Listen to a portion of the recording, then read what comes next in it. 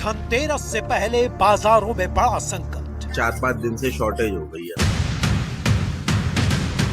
क्यों लगातार महंगा हो रहा है सोना चांदी? बैंक है, उन्होंने तैयारी भी नहीं की थी कि सोने की डिमांड इस कदर निकलेगी या चांदी की डिमांड इस कदर निकलेगी। क्या बाजारों से गायब है सोने चांदी के सिक्के? चांदी के सिक्के पे तो इतने दिन की वेटिंग चल रही है।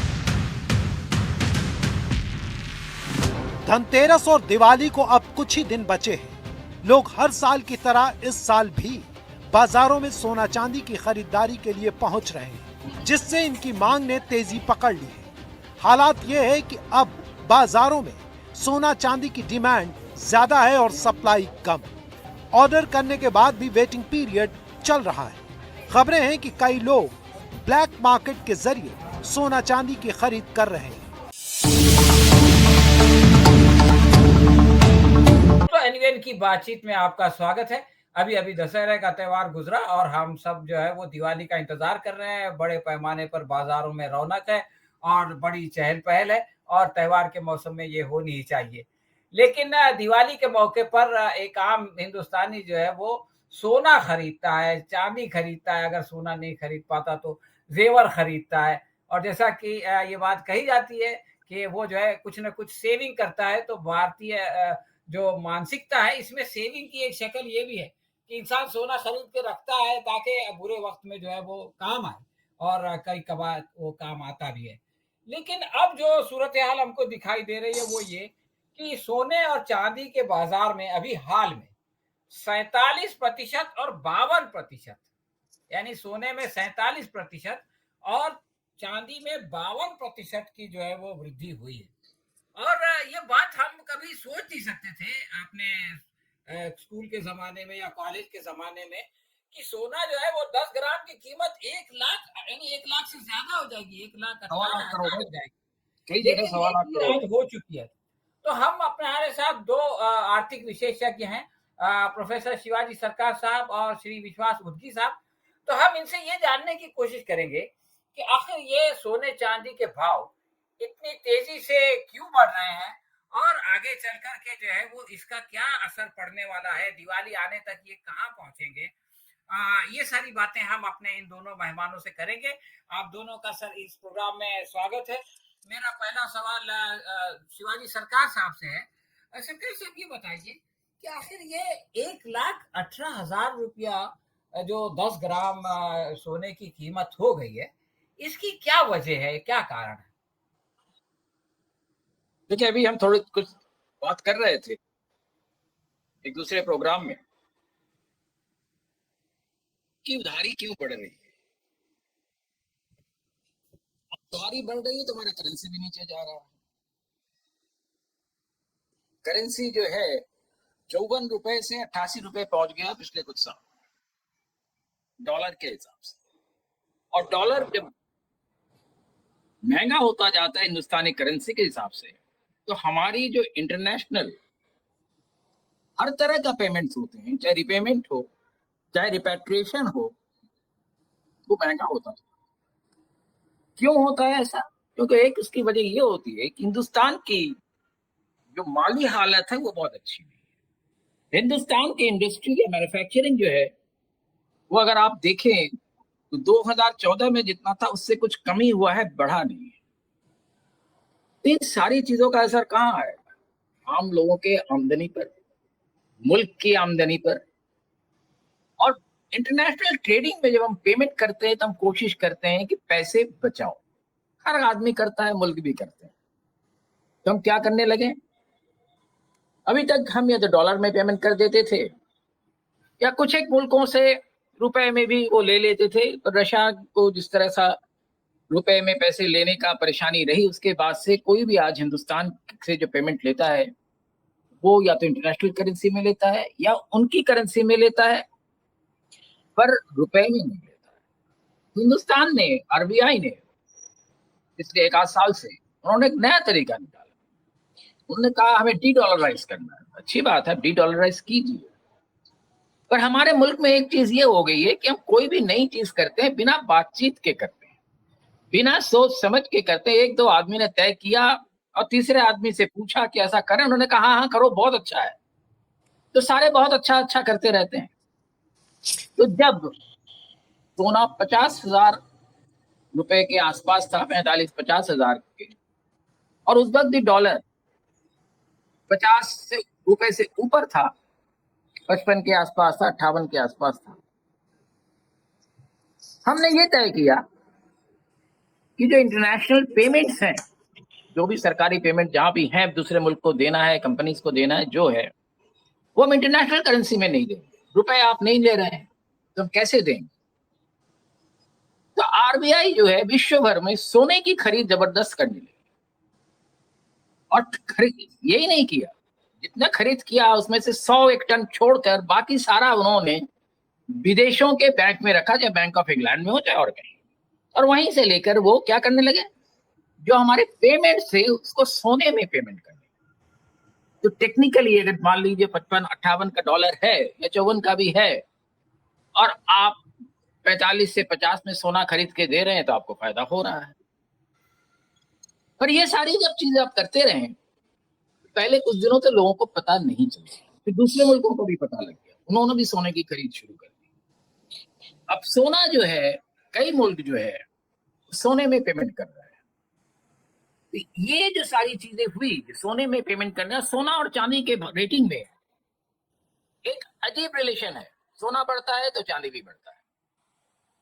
चांदी का ज्यादा इस्तेमाल जो है इंडस्ट्री के लिए होता है, सोना का इस्तेमाल हिंदुस्तान में या तो सेविंग्स के लिए होता है या शादी ब्याह गहने वगैरह गिफ्ट देने इसमें होता है। ये जब आरबीआई ने ये काम शुरू किया तो पहले सोना बहुत धीरे धीरे बढ़ने लगा, पर पिछले कुछ महीनों में आप खास करके देख लें, दिसंबर के बाद से सोने के दाम तेजी से बढ़ने लगा, क्योंकि सोने का प्रोडक्शन उतना नहीं है, बाजार में उतना अवेलेबल नहीं है जितना हिंदुस्तान और बाकी मुल्क सोना खरीद रहे हैं ट्रेडिंग के लिए। जिसकी वजह से जो आज हमारे सामने एक दूसरी समस्या हो गई, हम डॉलर इस्तेमाल करना नहीं चाहते और सोना खरीद के पेमेंट कर रहे थे, और सोना आज 88 का है और सोना 118 रुपए का है और डॉलर 88 रुपए का है। यानी कि हम डॉलर बचाने के लिए हम और ज्यादा पैसे गंवा रहे हैं। पैसे ही नहीं गंवा रहे हैं, पूरा वर्ल्ड मार्केट को जो है हम उसको कन्वॉल्यूट कर रहे हैं, और इसका जो नतीजा है सबसे ज्यादा हिंदुस्तान को भुगतना अभी पड़ रहा है। और हिंदुस्तान चुप है, बोल नहीं रहा है, क्योंकि बेवकूफी जब हमने की तो कैसे हम पहल करके बोले कि हमने बेवकूफी की है। ये एक छोटी सी बात है जिसको सामान्य जनता को समझने की जरूरत है। विश्वास उदगी साहब, अभी प्रोफेसर शिवाजी सरकार बता रहे थे कि किस तरह से राष्ट्र स्तर पर या ये कि विश्व स्तर पर ये डॉलर के बदले सोना जो है वो उसको पेमेंट के लिए इस्तेमाल करना, उसका पहले कैसे फायदा हुआ, अब कैसे नुकसान हो रहा है वगैरह वगैरह। मैं आपसे ये जानना चाहता हूँ कि एक आम आदमी के लिए जो सोना खरीदता है, जेवर बनाता है, एक दूसरे को शादी ब्याह के मौके पर तोहफे देता है, और उसको जो है वो अपने बुरे वक्त के लिए सेविंग के तौर पे रखता है कि भाई ये रखा रहेगा, इसका भाव तो कभी कम नहीं होगा, और जब इन्फ्लेशन की वजह से बाकी चीज़ें महंगी हो जाएंगी तो इसका भाव बढ़ जाएगा और ये मेरे काम आएगा दुख बीमारी में वगैरह वगैरह। तो ऐसे में आप क्या देखते हैं, ये जो सोने का भाव बढ़ रहा है, हो सकता है कल को ये सोने का भाव घटने लगे और जो ये सेविंग हो रही है इसमें कमी होने लगे, या ये कि ये डिमांड सप्लाई इसी तरह से चलता रहेगा, डिमांड बढ़ता रहेगा और सोने के भाव जो है वो आगे बढ़ते रहेंगे। आपकी इस सिलसिले में क्या राय है? देखिए, एक बहुत इंपॉर्टेंट पहलू प्रोफेसर शिवाजी सरकार ने जो बताई, वो रिजर्व बैंक ऑफ इंडिया क्या कर रहा है, ये देश की सरकार क्या कर रही है। लेकिन आज के तारीख में आप जो सोचते हैं कि सोना जो आम आदमी खरीदता था वो बेटियों के शादी ब्याह में जो जरूरत है, बहुत जरूरत है मंगलसूत्र जैसी चीज के लिए, उसकी तक ही, और वो अल्टीमेटली सेविंग का भी एक हिस्सा था, बचत का भी एक हिस्सा था। लेकिन वो सारा ये 50 साल पहले वाली बात है। आज जब सोना 1,20,000 10 तोले का है, 1 तोले का है, तो ये आम आदमी के हाथ से ये निकल गई बात। जैसे आम आदमी दिल्ली और बंबई में अपने खुद के पैसे से घर नहीं बना सकता क्योंकि land is out of his control. वैसे सोना इज आउट ऑफ इस control for a common man, ये मैं पहली बात बताना चाहता हूँ। लेकिन कॉमन मैन जो 140 करोड़ के लोग हैं, इसके हर एक आदमी के पास मंगलसूत्र का भी सोना आज मणिपुरम लॉयड या फिर ऐसे कुछ नॉन बैंकिंग फाइनेंशियल कंपनीज है या फिर बैंकिंग सिस्टम में आजकल सरकारी कहती है आपका सोना हमारे पास रखो, आप सोने के उस सोने पर हम कर्जा लो। अब होता ये है, जो आदमी सोने में बचत करता था, जो आदमी बेटियों के शादी ब्याह के वक्त वो सोना खरीदता था, आज वो उसकी ताकत नहीं है। आज इस देश का जो सधन वर्ग है, शायद वो 20-25 करोड़ का लोग है इस 142 करोड़ में, वही सोना खरीदता है, वही सोने में ट्रेडिंग करता है। तो वो मनी लॉन्ड्रिंग का एक बहुत बड़ा गेम है, ये मेरा एक थेसिस है। वो है 20 करोड़ 25 करोड़ भारत के सधन वर्गों के बारे में। लेकिन निचला हिस्सा जो है वो अपने घर का सोना गिरवी रख के लोन लेता है, और लोन लिए बगैर वो और कुछ नहीं कर सकता है। वो नॉन बैंकिंग फाइनेंशियल कंपनी, जैसे मैंने नाम लेके बताया, मणिपुरम लॉयड या फिर जिसके बहुत सारे एक्टर्स लोग एडवर्टाइज करते हैं, वैसे केरला की 2 बड़ी कंपनियां हैं, आज वो बहुत बड़ी नॉन बैंकिंग फाइनेंशियल कंपनियां बन चुकी। आज स्टेट बैंक ऑफ इंडिया भी कहता है या LIC भी कहता है सोना गिरवी रखो और कर्जा लो। तो सारा सोना इस देश के गरीबों का और मध्यम वर्गीयों का अब गिरवी रह चुका है। वो रिलीज करने के लिए भी उसके पास ताकत नहीं है। तो इतना सब सोना आज इन संस्थान के हाथों में आ गया है। ये एक बात। रिजर्व बैंक ऑफ इंडिया के पास सोना क्या है, उसका जो इस्तेमाल कैसे हो रहा है, ये उन्होंने बताया है। मैं ये कह रहा हूँ, इस सोने और इस चांदी के पीछे आम आदमी अब ओवर डेटेड बन गया है। मतलब उसके इनकम का बहुत बड़ा हिस्सा वो अपनी जिंदगी जीने में नाकामयाब रहा, इसलिए उसके घर का सोना वो गिरवी रख के कर्जा ले रहा है। और आम आदमी इस सोने की चक्कर में डेट ट्रैप में फंसा हुआ है। ये एक बहुत बड़ा, इसमें से सुइसाइड बढ़ गए हैं तेलंगाना में, आंध्र में, महाराष्ट्र में, महाराष्ट्र के हर डिस्ट्रिक्ट में। ये जो सोना खरीद के उसके डेट ट्रैप में जो फंसे हुए लोग हैं NBFC के, इनकी संख्या लाखों में है। ये एक नया फिनोमेना है। और सोने का भाव बढ़ने की जो बात है वो है एक बड़ा मनी लॉन्ड्रिंग गेम जिसमें ट्रेडिंग होता है। सोना में भारत तो पैदा करता नहीं है। मैसूर की कोलार गोल्ड फील्ड पूरी खत्म हो गई है, भारत में कोई सोने की खान नहीं है। सोना कहाँ से आता है? सोना आता है साउथ अफ्रीका से। साउथ अफ्रीका के जो गोल्ड माइंस है वहां से, अमेरिका में गोल्ड माइंस है, रशिया में गोल्ड माइंस है, चाइना में थोड़ा बहुत है। लेकिन इसका जो सोना का भाव जो होता है, उसका सबसे बड़ा मार्केट जो है वो भारत है। भारत में सोने का कंजम्पशन दुनिया भर के किसी भी देश से ज्यादा है, इसलिए सोने का मार्केट भारत है।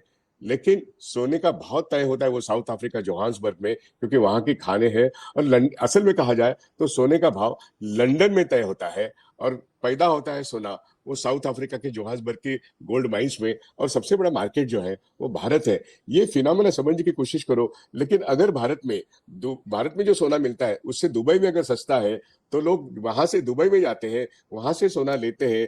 1 तोला का हिस्सा दुबई में, 1 तोला का प्राइस भारत में, बहुत फर्क है। ये धंधा करने के लिए आज सोना एक बहुत बड़ा कमोडिटी है, और इस कमोडिटी पे फ्यूचर्स एंड ऑप्शंस का गेम चलता है। इस कमोडिटी पे ट्रेडिंग बहुत पैसा कमाता है। जैसे लैंड कंस्ट्रक्शन में पैसा लगता है, वैसे सोना चांदी में पैसा लगता है, ये मेरा कहना है। तो ये कमोडिटी आज के तारीख में एक बहुत बड़ी संपत्ति भी है।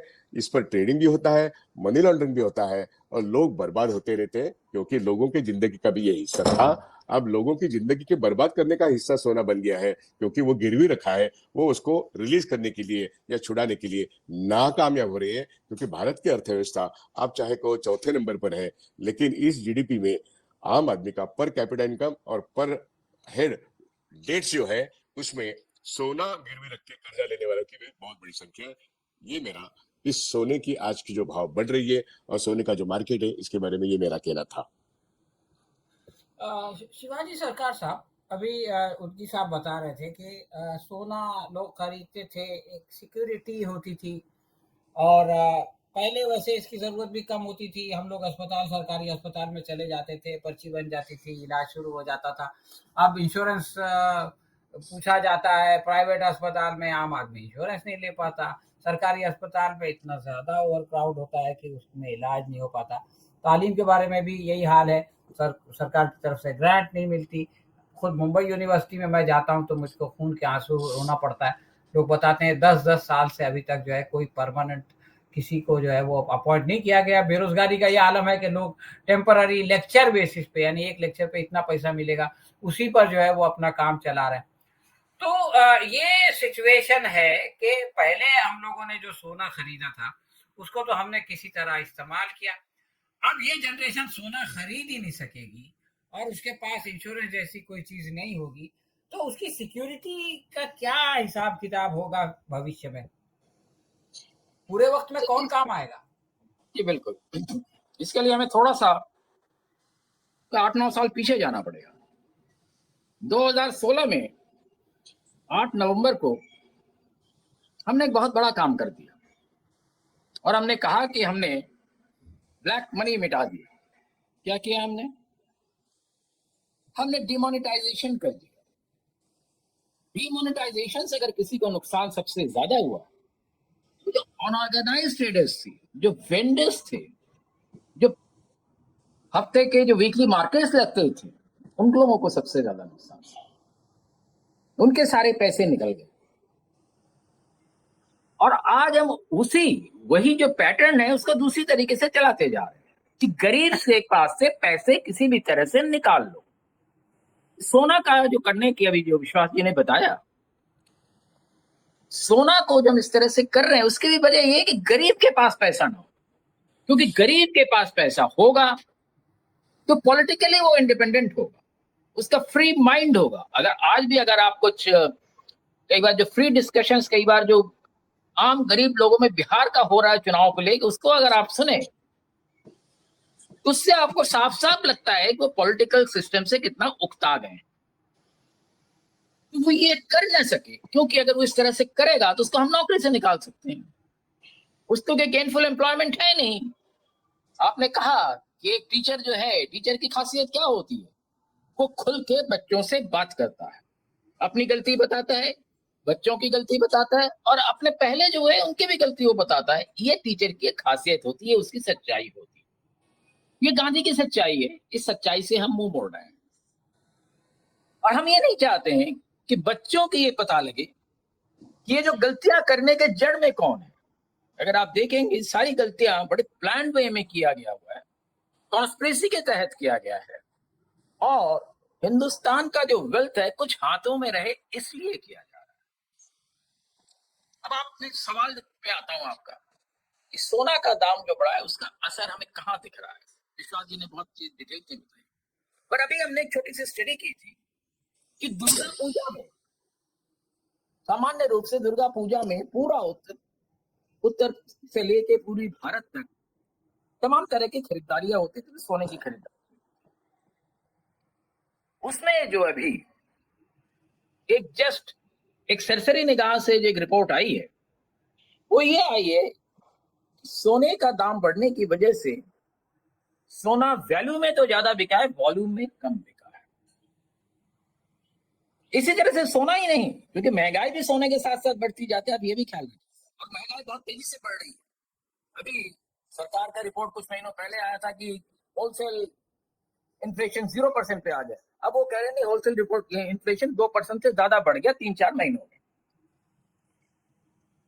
इसका भी असर जो है हमें उस खरीदारी में देखने को मिल रही है। वॉल्यूम नहीं बढ़ा है, वैल्यू बढ़ गया। लोगों के पैसे ज्यादा गए, सामान उन्होंने कम खरीदा। यानी कि ओवरऑल अगर आप देखें तो लोगों को नुकसान हुआ। आपने हेल्थ की बात की, सरकार का हेल्थ सिस्टम इसलिए जानबूझ के खराब किया जा रहा है। कल ही सीजीएचएस के रेट्स मेरे पास आए, नए रेट्स, उसमें उन्होंने सुपर हॉस्पिटल और बाकी हॉस्पिटल के बीच में 15% का डिफरेंस कर दिया है। जो सीजीएचएस सरकारी संस्था जो है उसको पेमेंट करती है सरकारी एम्प्लॉइज। हम किसको सब्सिडाइज कर रहे हैं? लोगों को नहीं कर रहे हैं, एम्प्लॉइज को सब्सिडाइज नहीं कर रहे हैं, हम सब्सिडाइज कर रहे हैं बड़े कॉर्पोरेट घरानों को। और एक दूसरी एक चीज और फैला रहे हैं, अरे ये बड़े घराने नहीं होते तो हमारा तो हेल्थ सिस्टम चौपट हो जाता। ये जब माइंडसेट बना रहे हैं, गुलामी का माइंडसेट बनवा रहे हैं कि आप कॉर्पोरेट के गुलाम बन जाए, और इस गुलामी की वजह से वो प्रॉफिट कमाएंगे। जनता जो है, आप एक चीज जान लीजिए, हिंदुस्तान के हर घर में एक से ज्यादा बच्चे जो हैं अनएम्प्लॉयड है, और जो एम्प्लॉयड है वो अंडर एम्प्लॉयड है। ये जो फेनोमेनन है किसी मुल्क के तरक्की के लिए अच्छी बात नहीं होती है, ये बहुत दुखदाई बात होती है। क्योंकि ओवरऑल क्या होगा, इंश्योरेंस की बात कर रहे हैं, इंश्योरेंस का आपको पता है कितना कमीशन दिया जाता है? मुझे ये मालूम है क्योंकि मैं इंश्योरेंस के अंदर घुस के कई चीजें मैंने की है। 30% से लेके 80% तक का कमीशन दिया जाता है एजेंट्स को। घटिया से घटिया प्रोडक्ट भेजो, जितना घटिया प्रोडक्ट रहेगा उतना ज्यादा कमीशन है। मैं समझता हूं हिंदुस्तान के लोगों को पॉलिटिकल लेवल पर हल्ला उठा के हेल्थ इंश्योरेंस और प्राइवेट हेल्थ सिस्टम्स को बिल्कुल बंद करवा देना चाहिए। बहुत एक्सट्रीम स्टेटमेंट है, पर सरकार पे दबाव डालना जरूरी है। सरकार कॉर्पोरेट का जेब भर के जनता का गला घोट रही है, बहुत गलत चीज हो रही है। और हम पहले इन चीजों को हम एकेडमिक्स में डिस्कस करते थे। बच्चे, जब हम खुद बच्चे थे, छोटी छोटी बातों पे हम सड़क पे निकल जाते थे, आंदोलन करते थे। अब हम सिर्फ चुनाव जीवी हो गए, आंदोलन नहीं करते। आंदोलन करना देश के लिए जरूरी है। देश में अगर कोई गलत होता है तो आंदोलन करना चाहिए। जनता को ये समझने की जरूरत है, अच्छे बच्चे बनो पर सही बच्चे बनो। सही बच्चे वही होते हैं जो आवाज उठाते हैं, सवाल उठाते हैं और चीजों को सही रास्ते पे लाते हैं। हम गलत रास्ते पे चल रहे हैं और हम डंका पीटते जा रहे हैं। ये हम सबसे बड़ी गलती कर रहे हैं। और आज आपने जो सवाल पूछा कि सोने के दाम से क्या फर्क पड़ता है, सोना देखिए वर्ल्ड इकोनॉमी में आज से नहीं, हजारों साल से, अब सुमेरियन सिविलाइजेशन में चले जाइए, वहां भी सोना एक बेसिक इकोनॉमिक स्टैंडर्ड रहा है। और दूसरी चीज ये किसानों में करने की जरूरत है। हम हर चीज के दाम जो है सरकार बढ़ाती चली जाती है, हम कहते सरकार दाम बढ़ाएगी नहीं तो क्या करेंगे। हमने ये माइंडसेट बना दिया। और कोई इसके खिलाफ कहे आप तो वामपंथी हैं। सवाल ये नहीं है वामपंथी हैं कि दक्षिणपंथी, हमें किसी पंथ से मतलब नहीं है। जो सही कह रहे हैं उसके साथ होना चाहिए। और ये सीख हमें यूनिवर्सिटीज में देने की जरूरत है। और इसीलिए हमें कॉर्पोरेट यूनिवर्सिटीज का विरोध करना चाहिए। हमें कहना चाहिए हमें कॉर्पोरेट यूनिवर्सिटीज नहीं चाहिए, क्योंकि वहां गलत शिक्षा दी जा रही है, बच्चों को गुमराह किया जा रहा है। अब बच्चे गुमराह हो गए तो पूरा समाज गुमराह होगा। ये छोटी सी चीज है, पर इसकी जो पूरा इसका जो एक्सपेंस है बहुत बड़ा है। इन सारी चीजों पर हमें सोचने की जरूरत है। ये छोटी मोटी चीज नहीं है। सोना का दाम सिर्फ सोना नहीं है, सोना हिंदुस्तान की जहनियत से जुड़ा हुआ चीज। सोना हिंदुस्तान के लोगों से आप छीन लेंगे तो हिंदुस्तान खत्म हो जाएगा। सोने की चिड़िया हिंदुस्तान इसलिए नहीं थी, मुगलों के वक्त भी रही है, बाद में भी रही है, उससे पहले भी रही है। वो इसलिए थी कि सोना की वजह से हिंदुस्तान की इकोनॉमी को अलग पूरे वर्ल्ड में एक पहचान मिलती थी। इसलिए रोम भी हिंदुस्तान के सोना से वो चिढ़ता था और कहा हिंदुस्तान जो है अपने सोने से हमारा सोना ले जा रहा है। तो ये चीज जो है हमें सबसे पहले जरूरत है कि हम अगर सोने को बचा लेंगे, हम अपनी जहनियत को बचा लेंगे, हम अपनी सोच को सही रखेंगे, तभी मुल्क बढ़ेगा। सिर्फ सोने की बात नहीं है, पूरी हिंदुस्तान की पॉलिटिक्स इससे जुड़ी हुई है। तुर्की साहब, अभी प्रोफेसर साहब ने इस बात को बहुत फैला दिया। हालांकि एक बहुत ही संकीर्ण बात थी, सोने का भाव बढ़ रहा है और त्योहारों में क्या होगा वगैरह वगैरह। लेकिन ये कि अगर आप लोगों को एकदम हैंड टू माउथ कर देंगे, एकदम मजबूर कर देंगे, और वो बेचारा दिन रात इस फिक्र में रहेगा कि किस तरह से मैं अपने 2 वक्त का जो है वो 2 निवाला अपने लिए, अपने बच्चों के लिए जमा कर सकूं, अगर वो इसमें पड़ गया और सरकार का लाभार्थी रहूं और उसके 5 किलो अनाज से मेरा घर चले, तो ऐसे समाज में आंदोलन कैसे होगा?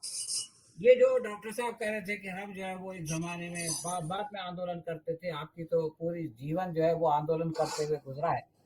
तो वो जो परिस्थिति थी जिसमें लोग जो है वो निकल पड़ते थे आंदोलन करने के लिए, और आज जो परिस्थिति पैदा करने की कोशिश की जा रही है, जो गुलामी की मानसिकता पैदा करने की कोशिश की जा रही है, इसके चलते हम कैसे ये एक्सपेक्ट करते हैं कि लोग सड़कों पे उतरेंगे और जो है वो आंदोलन चलाएंगे और सरकार को और कॉरपोरेट को सही रास्ते पे लाएंगे? देखिए, लोगों को रास्ते पे उतरने से इस सरकार को खतरा है। आज की सरकार एक फैसिस्ट सरकार है और वो चाहती है कि इस फैसिस्ट गवर्नमेंट के खिलाफ कोई ना बोले, हाँ उनके पार्टी के लोग भी ना बोले। इस तरीके से वो फैसिज्म काम कर रहा है। आम आदमी को तो उन्होंने आज के जो कानून है, इसी कानून में उन्होंने उसको बंद करके रखा है। और आप आंदोलनजीवी ना बने, आप चुनावजीवी बने, ये जो उन्होंने बात कही वही आज मुद्दा है। तो चुनावजीवी वो है और हम आंदोलनजीवी ना बने, ये उनकी पूरी तरीके से एक बहुत बड़ी कॉन्स्पिरेसी है। लोगों को उनके दो मर्रा मतलब दो वक्त के खाने की जो भ्रांत है, चिंता है, इसी में लगा दो ताकि वो बोल भी ना पाए। उसकी जो अभिव्यक्ति है, उसकी जो प्रेरणा है बोलने की, वो प्रेरणा ही मिटाने का आज फैसिज्म कोशिश कर रहा है। और इसलिए हम कहते हैं कि आज आंदोलनजीवी बनना बहुत जरूरी है। बच्चे, यंग लोग और बूढ़े जो नागरिक हैं, सभी को आज अपने हकों की रक्षा करनी है। संविधान में जो लिखा है वो अगर हम नहीं आंदोलन करेंगे तो हम कहीं के नहीं रहेंगे, तब वो गुलामी आ जाएगी। आज हम गुलामी के अवस्था में ढकेलने जा रहे हैं। इसके खिलाफ आंदोलनजीवी होना, रास्ते की लड़ाई लड़ना, चाहे वो स्वास्थ्य हो, चाहे वो शिक्षा हो, चाहे वो हमारी फंडामेंटल राइट्स हो, हमारी अर्थव्यवस्था में हम बहुत बड़े पैमाने पे कंट्रीब्यूट कर रहे हैं। असंगठित वर्ग और असंगठित वर्ग बहुत बड़े पैमाने में जीडीपी में हिस्सा रखता है। और अगर वो कुछ भी ना बोले, अपने हक के बारे में ना बोले, तो फिर वो गुलामी की अवस्था में जाएगा। इसलिए जरूरी है कि हम गुलामी की अवस्था में ना जाए, हम बॉन्डेड लेबर ना बने। इसलिए हमको आज की जो अभी भी संविधान में जो हमारे फंडामेंटल राइट्स है उसके लिए लड़े, तब जाके हम कह सकते हैं मेरे पैसे का हिसाब दो, मेरे अभिव्यक्ति स्वातंत्र का हिसाब दो, मेरे मूलभूत अधिकार का हिसाब दो। और ये मांगने के लिए अगर हम नहीं आएंगे तो फिर हम कहीं के नहीं रहेंगे। इसलिए वो चाहेंगे कि हम गरीब रहे, हम गुलामी में रहे, लेकिन हमको ये सोचना है इंडिविजुअली और कलेक्टिवली। तो कलेक्टिवली हमको आंदोलनजीवी बन के संविधान की रक्षा करना, महात्मा गांधी की मूल्य व्यवस्था की रक्षा करना, नेहरू जी की मूल्य व्यवस्था की रक्षा करना और देश के पब्लिक सेक्टर की रक्षा करना, ये हमारे उद्दिष्ट होने चाहिए। तब जाके हम कुछ तरीके से अच्छी जिंदगी जी सकते हैं। और इसलिए हमको आंदोलनजीवी होना, अपनी हक की लड़ाई लड़ने के लिए रास्ते पे आना बहुत जरूरी है। हम नहीं आएंगे तो हमारे लिए कोई नहीं लड़ेगा, बस यही इंपॉर्टेंट है। दोस्तों, आपने सुना कि ये जो सोने का भाव बढ़ रहा है, इसका संबंध सिर्फ जो है वो बाजार से नहीं है, इसका संबंध सिर्फ किसी कमोडिटी से नहीं है, बल्कि ये जो है वो एक राष्ट्र के तौर पर, एक कौम के तौर पर हमको जो है वो कमज़ोर करने वाली चीज़ है। और अगर ये जो हमारे हक और अधिकार है, इसके लिए हम आंदोलन करना छोड़ देंगे और अपने घरों में मायूस होकर बैठ जाएंगे या चुनाव जीवी बन के जो है वो जिंदाबाद मुर्दाबाद करने को ही सब कुछ समझने लगेंगे, तो ये हमारे आने वाली नस्लों के लिए जो है वो बहुत ही बुरी बात होगी। हमको हमारी पिछली नस्लों से जो कुछ मिला है, हमको उसको बेहतर बना के अगली नस्लों को देना है। लेकिन अगर हमने उसको और ख़राब करके अपनी अगली नस्लों को ट्रांसफ़र किया, तो बहरहाल ये हमारे लिए कोई गर्व की बात, कोई फ़ख्र की बात नहीं होगी। मैं अपने दोनों मेहमानों का शुक्रिया अदा करता हूँ, उन्होंने समय निकाला और इस विषय पर हमारे प्रेक्षकों का मार्गदर्शन किया। हम आइंदा भी इनसे इस तरह के विषयों पे बात करते रहेंगे। धन्यवाद। धन्यवाद। धन्यवाद।